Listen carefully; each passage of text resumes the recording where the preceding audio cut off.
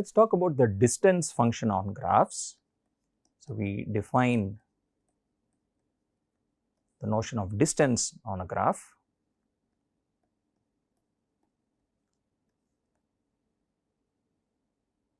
So, recall this was just the length of the minimum length of walks connecting the 2 points u and v. Now, sometimes we said the distance could be infinity, right. Now, when does that happen? That happens when by definition when you are unable to find a walk which connects u to v in your graph. When that happens, we say the distance is infinity. So, we do not want to look at that case for now. So, what we will do is we will restrict attention to special kinds of graphs where given any two vertices there is always a walk which takes you from one to the other. Okay. So, this kind of graph has a special name, it is called a connected graph. So, graph G is said to be connected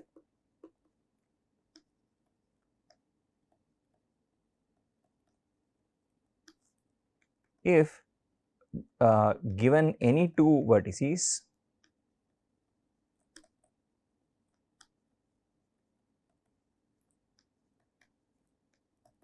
u v and v, there exists a walk between them.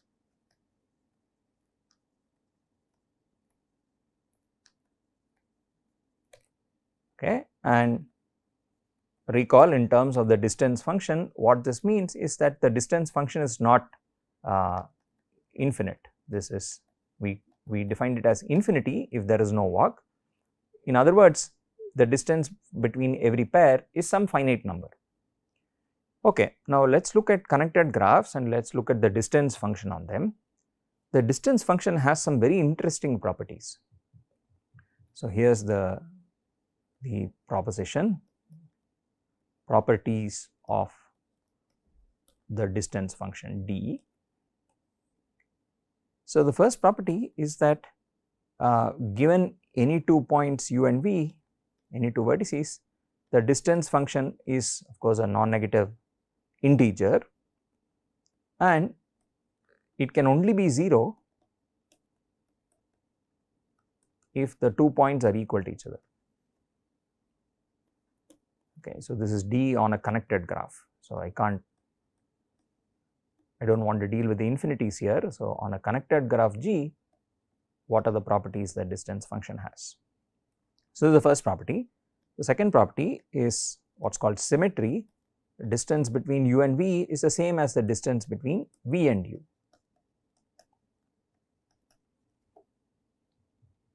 For all u and v in the vertex set.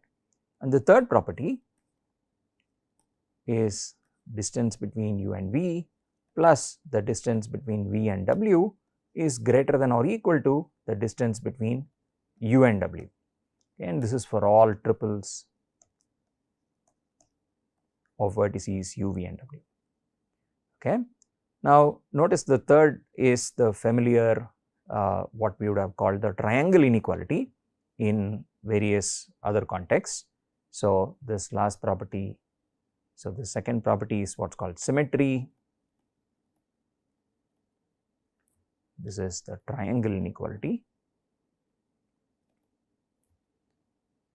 and the triangle inequality, as you have sort of seen in many other contexts, this is a property that the usual notion of distance has.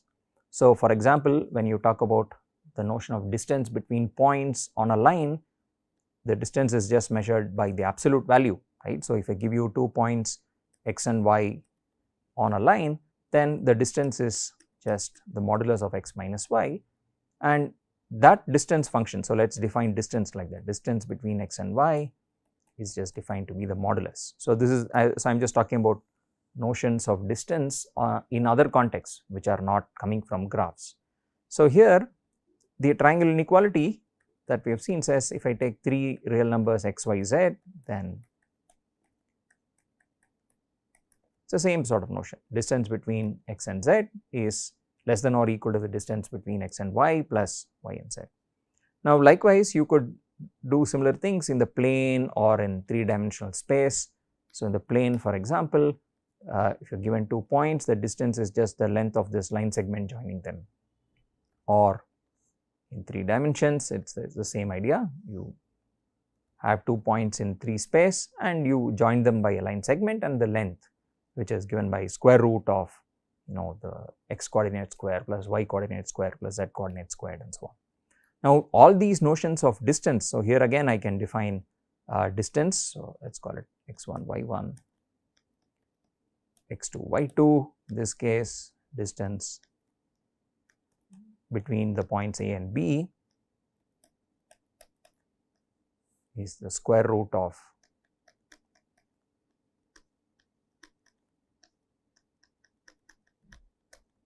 squared.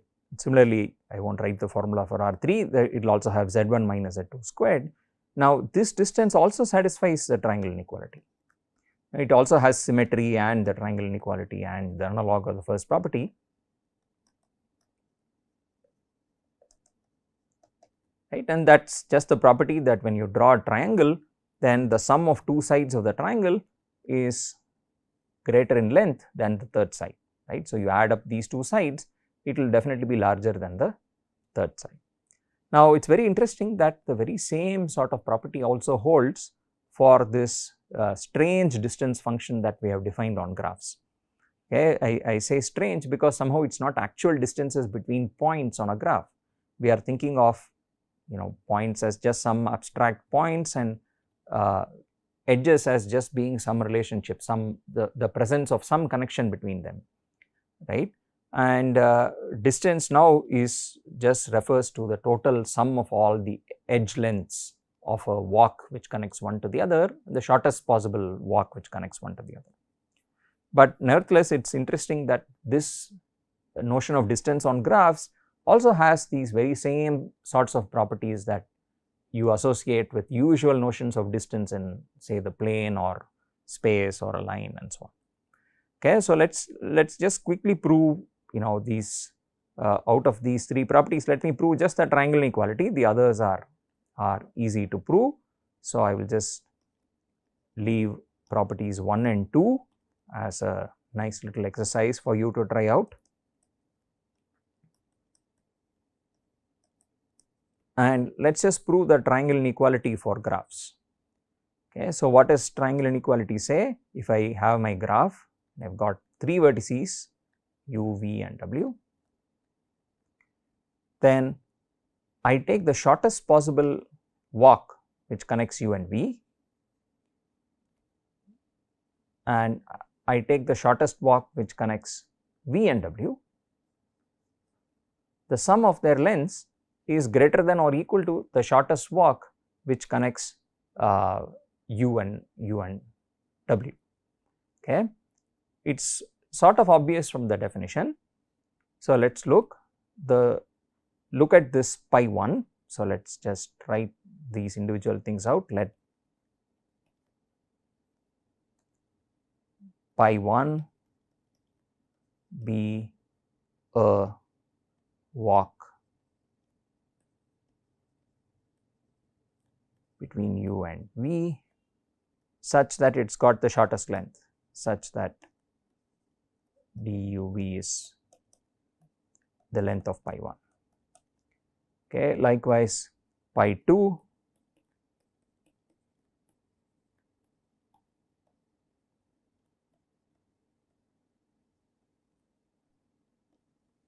be a walk between v and w such that its length is equal to the distance. So, it is the shortest. Now, observe that if you now look at a new path, a new walk, let us call it pi, define pi to be first go along pi 1 then along pi 2. Okay. So, this is sometimes called their composition, sometimes denoted by star, pi 1 star pi 2, which means first walk along pi 1 then along pi 2.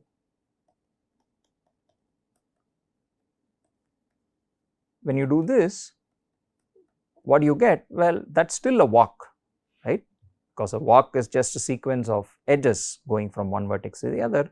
So, what is pi? Pi is a walk. and it is a walk which joins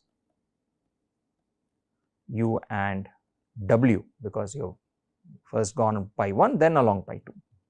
Now, what is by definition the distance between u and w? What is that?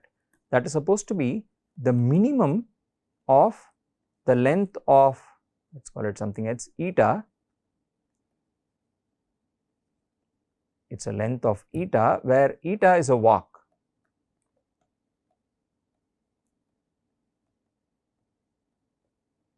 Between u and w. So, I take all possible walks and among them I take the minimum. But now what we know is that pi is one such walk. Okay. So, this is therefore greater than or equal to, certainly greater than or less than or equal to the length, right. This is a minimum. So, this is less than or equal to the length of this particular walk pi. But what is the length of this walk pi? Well, you first do pi 1. So, that is length of pi 1, then you do pi 2. So, this is less than or equal to length pi 1 plus length pi 2, but these were exactly chosen to be the shortest length paths. So, this is distance uv, this is distance vw. And so, we have proved the triangle inequality that distance uw is less than or equal to the sum of the distances. Okay. So, this is a very interesting property that this distance function has, and usually a function which has these three properties is called a metric. So, what this tells us, D has these three special properties, properties 1, 2 and 3, symmetry, triangle inequality and the first property, positivity, and this is usually